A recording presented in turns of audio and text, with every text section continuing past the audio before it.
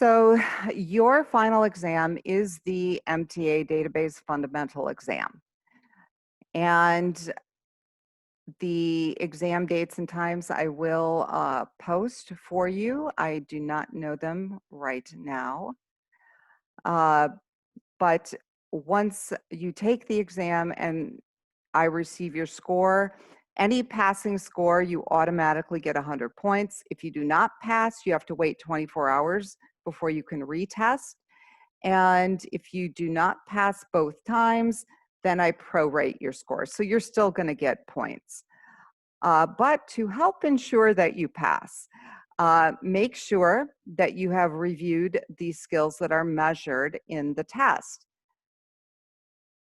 Okay, because that is what the test questions are written on. So how data is stored in tables, relational database concepts, okay? All of these areas are where you will see questions from. Okay, so that's really important that you know all of this, especially if it's listed here as a sub-item. Expect to see it on your test. To help you prepare, you are definitely going to want to do the practice test. So the practice test is worth extra credit. You do not have to get the questions correct, but you do have to attempt to answer them, and there are a lot of them. Students who have done the practice test do extremely well on the certification. So you're going to want to go through and answer the questions. And I don't care, if you highlight or if you boldface or if you change the color, it does not, matter to me how you fill in the answers, or if you want to put the answers on a separate document. Okay, totally up to you. But what you need to do once you've answered this is submit it to the Dropbox. After you submit to this Dropbox, I will send you the correct answers so you can correct your own practice test.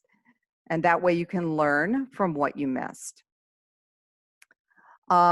Definitely check this new info to learn and info to review. Check this document out because there are some things on this test that we don't really cover as thoroughly as they want you to for the test. One of them is SQL Server ports. Our book doesn't even talk about that. So make sure you know what those ports are. Indices is an area where students get really confused. Make sure you understand what the difference between the different types are because there's questions on that. Okay, so this little document is something that you are going to want to review before you take the practice test. Lots of questions on Cartesian or cross-join. So make sure you know what that is and how to figure out how many rows of data you're going to see. Okay, so I would just kind of look through this. And once you've reviewed that, go ahead, take that practice test and submit it. Okay, do that before you take the certification exam. Okay, and let me know if you have any issues or questions. Good luck on the test.